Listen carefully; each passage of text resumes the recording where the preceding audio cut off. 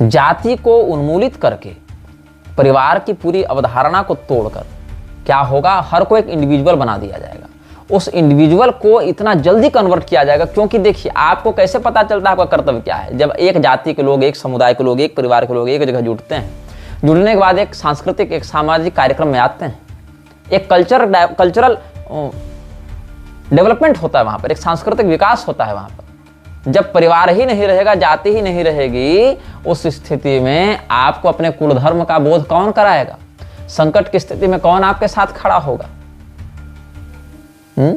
और यदि आप ये कहते हैं कि हिंदू खड़ा होगा, तो ये बताइए कितने हिंदू साथ में खड़े हैं? गोरक्षा वाले मुद्दे पर कितने हिंदू सड़क पर निकले हैं बताइए? आईपीएल के नाम पर हिंदू एकजुट हो जाएगा, लेकिन धर्म के नाम पर नहीं होगा। इसके लिए 3 चरण पर काम किया जा रहा है। पहला चरण है हिंदू को उसकी धार्मिक शिक्षा से दूर कर दो। आजकल के कोर्स बुक्स में सनातन धर्म से जुड़ी न कोई पारंपरिक शिक्षा दी जा रही है, और ना माता पिता अपने बच्चे को उधर रुझान दिलाने के लिए उत्प्रेरित हैं। हिंदू के जीवन से व्यक्तिगत शिक्षा समाप्त। सोर्स ऑफ एजुकेशन सेकेंडरी क्या होगा? परिवार और जाति। जिस हिंदू को अपने धर्म की शिक्षा अपने स्कूल से नहीं मिली, उसको कहां से मिलेगी? अपने घर के धार्मिक आयोजनों से मिलेगी। हाँ, हमारे यहाँ विवाह हो रहा है तो ये हमारे यहाँ रीति रिवाज है, ये हमारे धर्म का मत है। हमारे यहाँ जनेऊ हो रहा है, हमारे यहाँ श्राद्ध हो रहा है, तो हमारे यहाँ रीति रिवाज है। दूसरा क्या गया? मृत्यु भोज पर प्रतिबंध, वहां भी आप सामाजिक रूप से एकजुट नहीं हो सकते। तीसरा बैन कर दिया गया, विवाह संस्कार नहीं कॉन्ट्रैक्ट है, मोहन भागवत ने कहा था। तो स्कूल से आपने हिंदुओं का ब्रेन वॉश कर दिया, उनको पॉलिटिकली अपना स्लेव बना लिया, पॉलिटिकली स्लेव बना लिया। जबकि पैरेलली क्या हो गया? मुसलमान मदरसे में आपके टैक्स के पैसे से आपको मारने की कला सीख रहा है। Mission accomplished. दूसरा चरण, अब आप स्कूल से नहीं सीखेंगे तो आप घर से सीखेंगे, परिवार से सीखेंगे, जातिगत जो व्यवस्था उससे सीखेंगे। वहां भी ना सीख सके, इसके लिए कह दिया गया कि जाति तो कुछ है ही नहीं, ये तो समाज को तोड़ने वाला विषय है। नहीं, जाति के कारण आप इकोनॉमिकली सुरक्षित होते हैं। किसी की कोई दुकान है, अगर वो व्यक्ति आप ही की जाति का है तो इसकी बहुत अधिक संभावना है कि आप उसकी दुकान से खरीदारी करेंगे। इसकी बहुत अधिक संभावना है कि उसका एक इकोनॉमिक मॉडल उसके अंदरूनी कल्ट में बनता रहेगा। सोशली वो आपको मजबूत बनाता है, इकोनॉमिकली आपको मजबूत बनाता है। किसी की बेटी की शादी है, आप वहां पर गए, वहां पर आपने नेतपुरी हमारे क्षेत्र में कहते हैं कुछ दिया, या कुछ उसको गृहोपस्कर प्रदान किए, वस्त्र दिए, आभूषण दिए, फ्रिज, टीवी या जो भी आजकल चलते हैं सब दिए, गाड़ी दी, या अपने हैसियत से जो दिया, कुछ नहीं, उपस्थित होकर 100 रुपया ही दे दिया, नहीं तो आशीर्वाद ही दे दिया, एक मिठाई का डिब्बा लेकर चले गए। उस व्यक्ति ने देखा कि हाँ ये व्यक्ति मेरे यहाँ आया था, एक सोशल बॉन्डिंग बनी कि नहीं बनी? अब उसकी बेटी की शादी होगी तो आपको भी तो लगेगा कि हमारी बिटिया की शादी में इसने इतना कोऑपरेट किया तो हम भी करें। एक सोशल बॉन्डिंग बनी कि नहीं बनी? ये क्यों बनी? ये जाति व्यवस्था के कारण बनी। आप किसी अनजान व्यक्ति के पास जाकर क्यों ऐसा नहीं करते हैं? हाँ, ये बात जरूर है, कई बार हम ऐसे मित्रों के यहां भी जाते हैं जो हमारी जाति के नहीं हैं, लेकिन मित्र तो हैं कम से कम। लेकिन क्या वहां पर जाने में हमारी जाति बाधा बन रही है? नहीं बन रही है। वहां तो बाधा बन भी नहीं रही है हमारी जाति। अगर कोई व्यक्ति एकल है तो उस व्यक्ति को तोड़ना बहुत सरल है, उसको धर्मांतरित करना बहुत सरल है। इसीलिए पहले क्या कहा गया? पहले धीरे धीरे परिवार को तोड़ा गया, क्रमशः देखिए परिवार को तोड़ा गया। आपको याद होगा स्कूल में पढ़ाया जाता था न्यूक्लियर फैमिली एंड ये ज्वाइंट फैमिली पढ़ाया जाता था ना, आज भी पढ़ाया जाता है। और वहां दिखाया जाता था कि ज्वाइंट फैमिली बुरी है, न्यूक्लियर फैमिली सही है, एकल परिवार सही है।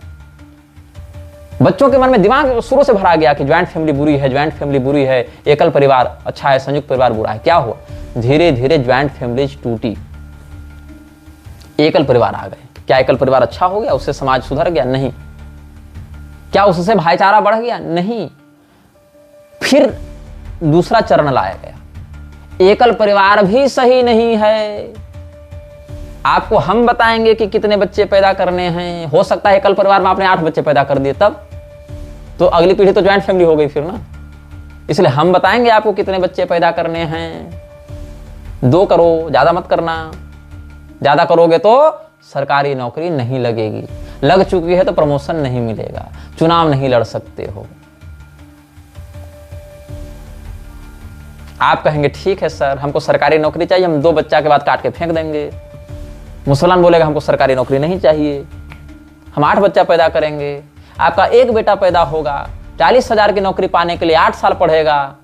अनरिजर्व कैटेगरी का है, फिर भी नौकरी लगेगी कि नहीं पता।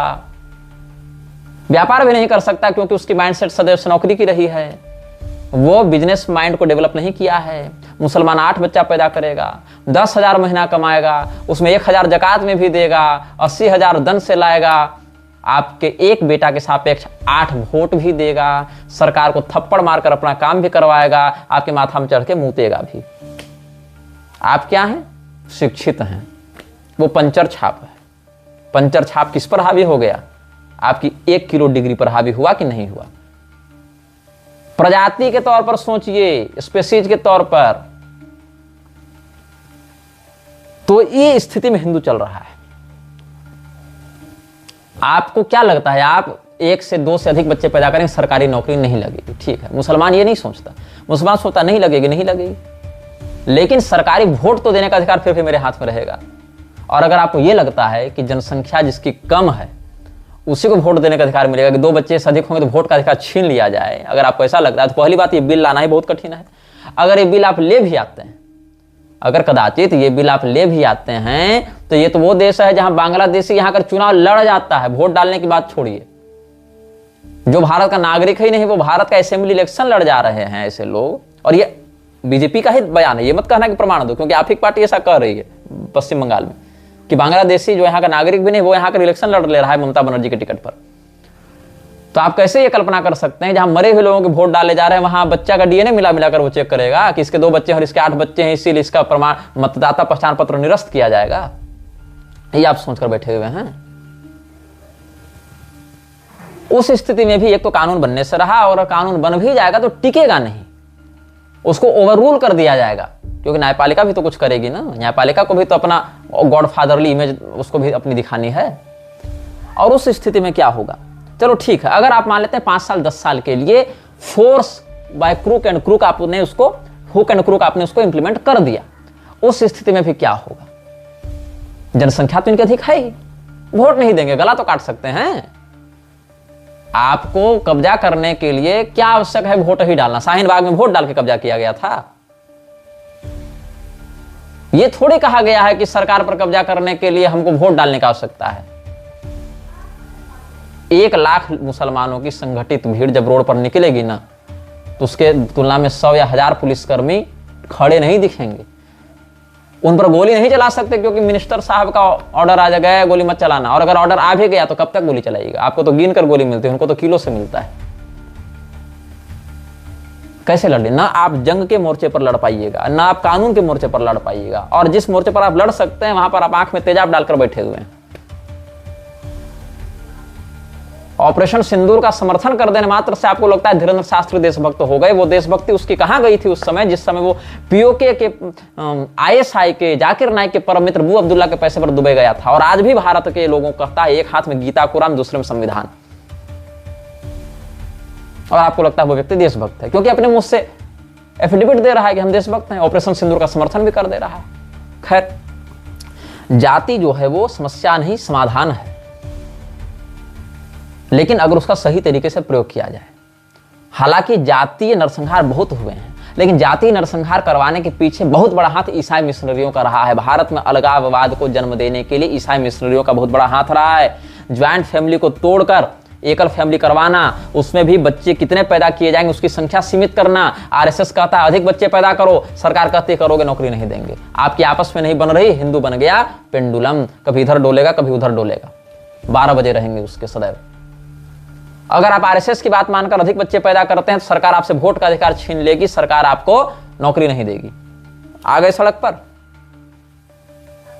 अगर आप कम बच्चे पैदा करते हैं तो आरएसएस कहेगी कि तुम कैसे हिंदू हो जी, तुमसे बच्चा पैदा नहीं हो रहा ठीक से, तुम देश के लिए लड़ोगे। अरे उनकी जनसंख्या देखो, तुम्हारी देखो, दोनों तरफ से तुम्हें को मरना है, क्योंकि तुम सरकार के लिए खिलौना हो, जिसको जब चाहे नचाए और अपना स्वार्थ को निकाले। ये हिंदुओं की दुर्भाग्यपूर्ण स्थिति हो गई है। तो जैसा मैं बता रहा था, पहले ज्वाइंट फैमिली को तोड़कर न्यूक्लियर फैमिली की गई, न्यूक्लियर फैमिली को भी तोड़कर कर दिया गया कि पति पत्नी बच्चे 2 ही अच्छे। उसके बाद कहा गया कि पति और पत्नी भी आपस में आवश्यक नहीं कि साथ में रहें, कोई बात नहीं, वी हैव अनदर लॉ। अब समस्या क्या है, ऐसे थर्ड क्लास कानून लाए गए हैं कि ऐसे नेता जज को अगर सड़क पर नंगा करके 10 जूता मारा जाए तो भी मानवाधिकार की सीमा में ही वो काम होगा। ऐसी मूर्खता, ऐसे ऐसे मनोरोगी बन गए हैं न्यायपालिका में जज। पहला एक निर्णय आता है मैरिटल रेप से संबंधित, मतलब पति अगर अपनी पत्नी से संभोग करना चाहे तो नहीं कर सकता अगर पत्नी कंसेंट नहीं देती है तो। कंसेंट मतलब अनुमति। तो पति क्या करेगा, अपनी पत्नी से पहले अनुमति लेगा कि क्या मैं आपसे रमण कर सकता हूं, फिर वो अगर चाहेगी तो कंसेंट देगी। अब कंसेंट वर्बल होगा कि रिटर्न होगा, अभी इस पर बहस चल रही है कि मौखिक कंसेंट पर्याप्त होगा, यह प्रिय तो जी प्राणनाथ, अगर ये पर्याप्त है तो ठीक है, और नहीं तो फिर रिटर्न में एफिडेविट बनेगी। अब एफिडेविट क्या है, सादे कागज पर बनेगा कि स्टाम्प पेपर बनेगा, इसकी कोई बात नहीं।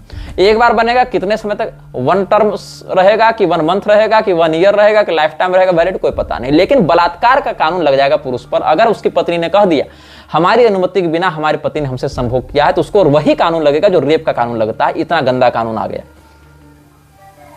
ठीक है। दूसरा, अच्छा ये हिंदुओं पर ही लागू है।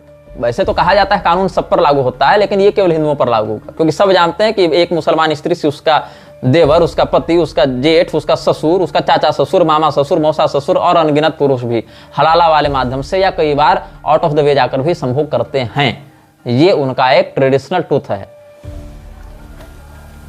अच्छा, अब हिंदू क्या करेगा, कंसेंट लेता फिरेगा। अब इसमें ये बात है कि अगर वर्बल कंसेंट ले लिया गलती से और 5 साल के बाद पत्नी ने कहा कि हमने वो कंसेंट जो है वो इस क्रिया के लिए तो दिया था लेकिन इस एक्ट के लिए नहीं दिया था, तो भी रेप एक्ट लग जाएगा उस पर। ये दूसरा कानून आ गया। तीसरा कानून क्या है, उसमें सब सेक्शंस आ गए। तीसरा क्या है, अगर वही पत्नी अपने पति के अलावा किसी दूसरे पुरुष से रमण करना चाहती है तो वेल प्लीज, हम तो बिस्तर बिछा कर तैयार है न्यायाधीश महोदय, बिल्कुल आइए आप, क्योंकि न्यायाधीश को भी तो आउट ऑफ द वे जाकर अपनी पत्नी के अलावा कहीं जाना होगा। तो अगर वो कहीं धरे गए तो कहने को होगा ना हम तो कानून के दायरे में रख के काम कर रहे हैं। इसीलिए व्यभिचार की जो धारा थी 498 वगैरह और कुछ सेक्शंस थे पहले, अब बीएनएस में क्या हो गया मुझे नहीं पता, बीएनएस जब से आया है तब से बहुत कुछ नंबरिंग बदल गई है। तो उसमें जो था वो कानून व्यभिचार की धारा हटा दी सरकार ने। मतलब एक व्यक्ति आज अगर व्यभिचार कर रहा है उसको जेल हो जा रहा है, ठीक, अगले दिन कानून बदल दिया गया, सेम एक्ट दूसरा कर रहा है तो कहेगा हम कानून के दायरे में है, लेकिन तब इसकी सजा माफ नहीं होगी, क्योंकि इसने जिस दिन वो एक्ट किया था उस दिन तो गैर कानूनी था ना कम से कम। वो सोचता भगवान एक दिन लेट से ही हम जाते थोड़ा, फिर तो हम कानून के दायरे में सारा काम करते। फिर हो गया, ठीक है, अगर आप समलैंगिक संबंध ही बनाना चाहते हैं तो भी कोई बात नहीं, आप बनाइए, कोई आपत्ति नहीं है इसमें, लेकिन पति पत्नी नहीं बना सकते हैं, कंसेंट की बात आ जाती है। समलैंगिक संबंध बनाइए, कोई बात नहीं, दूसरे की स्त्री से गमन कीजिए, दूसरे के पुरुष से रमण कीजिए, कोई बात नहीं। तीसरा एक सबसे गंदा एक्ट है कि 21 साल से पहले आप शादी नहीं कर सकते लेकिन संभोग कर सकते हैं। ठीक है, 21 साल से पहले शादी करने पर आप जेल चले जाएंगे, जबकि शादी करने से किसी को गोली नहीं मारी जा रही है, शादी करने से कोई एड्स और HIV नहीं हो रहा है, शादी कर लेने मात्र से कोई जनसंख्या में विस्फोट नहीं हो जा रहा है, लेकिन आप शादी नहीं कर सकते। आप शादी करने के बाद कॉलेज जाएंगे कोई रोकेगा नहीं, स्कूल जाएंगे कोई रोकेगा नहीं, पढ़ाई में कोई दिक्कत होगी नहीं। ऐसा नहीं कि शादीशुदा लोग पढ़ाई नहीं करते हैं, बहुत से लोग हैं जो विवाह के बाद MA PhD कर ही रहे हैं। अरे नहीं, पहली क्लास में एडमिशन कराया चलो, लेकिन ये तो है नहीं प्रतिबंध कि जो विवाहित हो गया वो पढ़ नहीं सकता आगे। क्या कहा जाता है, विवाह के बाद जो है वो शिक्षा अवरुद्ध हो जाएगी लड़की की या लड़के की, इसलिए नहीं कर सकते। अगर आप कहते हैं फिजिकली तैयार नहीं है, तो जो व्यक्ति 18 साल की उम्र में वोट देने के लिए तैयार है, गर्लफ्रेंड बनाकर लिव इन रिलेशनशिप में रहने के लिए तैयार है, रमण करने के लिए 100 लड़की और लड़का से तैयार है, वो शादी के लिए अनफिट है, बस रमण करने के लिए फिट है। आगे गंदा कानून और देखिए, कैसे म्लेच्छराज ने पूरे संस्कृति को विकृत किया है और कैसे न्यायपालिका उसकी कठपुतली बनकर, इसकी रखेल बनकर ये काम कर रही है। इस पर मैं आपको बताना चाहता हूं। पति पत्नी आपस में संभोग कर लेंगे तो अनुमति चाहिए। शादी से पहले संभोग करना गैरकानूनी नहीं है, शादी के बाद ही परपुरुष से संभोग करना गैरकानूनी नहीं है। अगर उस संभोग से कोई बच्चा पैदा हो जाता है, आपको पता है आपकी पत्नी ने दूसरे पुरुष से बच्चा पैदा किया, पत्नी मुंह पर करेगी हाँ पैदा किया है, फिर भी आप उस बच्चे का DNA टेस्ट नहीं करा सकते हैं। अब ये नया कानून आया है, पत्नी अपने मुंह से आपके माथे पर करेगी हाँ हमने उससे ये बच्चा पैदा किया, क्या कर लोगे आप? उस पर केस नहीं कर सकते हैं, क्यों? कंसेंट था ना भाई, हमने अपने हम अडल्ट हैं, वो भी अडल्ट है, हमको नहीं तुम्हें पसंद आया उससे कर लिए। अब आप कहेंगे तलाक दे देते हैं तुमको, तुम उसी के साथ रहो, नहीं, हम तलाक नहीं देंगे आपको, क्योंकि हम कानून के दायरे में रहकर काम किए हैं, तो आप तलाक हमको नहीं दे सकते। संभोग किया है ना भाई, क्या बुराई है इसमें, अच्छा लगा कर लिया, उस स्थिति में आप तलाक नहीं दे सकते हैं। तलाक अगर देंगे तो आपको आधी संपत्ति भी देनी पड़ेगी, या और भी उसकी जो डिमांड होगी, नाजायज डिमांड, क्योंकि उस डिमांड में एक बड़ा हिस्सा जज साहब का भी तो होगा, आयोग का भी तो होगा, लॉयर का भी तो होगा, and other than monetary benefits भी तो उसको मिलेंगे, क्योंकि जब वो इससे संभोग करके बच्चा पैदा कर सकती है तो जज साहब तो और भी उसके अपेक्षा तो अधिक प्रभावशाली अधिकारी हैं। तो ये जो बात है, अब बच्चे का क्या होगा? बच्चा आपको पालना है, बच्चा जिसके वीर्य से जन्म लिया वो नहीं पालेगा, क्योंकि केवल रमण की कंसेंट थी, पालने की कंसेंट नहीं थी। समझ रहे हैं आपको कितना कुत्ता बनाकर रखा गया है? जो कहा जाता है ना कि कानून सबके लिए बराबर है, यही सबसे बड़ा मजाक है इस देश में। अपनी पत्नी से रमण करने के लिए कंसेंट चाहिए, मैरिटल रेप लग जाएगा, नहीं होगा ऐसा तो। बाहर जाकर परपुरुष पर स्त्री से रमण करना गैर कानूनी नहीं है। अगर उससे बच्चा पैदा हो जाता है तो पालना फिर आपको, और आप डीएनए टेस्ट भी नहीं करा सकते हैं। क्यों? बच्चे को ट्रॉमा हो जाएगा, बच्चा तनाव में चला जाएगा, करे हमारा बाप कोई और है। इतना ही तुम्हारी छाती में दूध उतर रहा है तो जज ही क्यों नहीं गोद ले लेता है?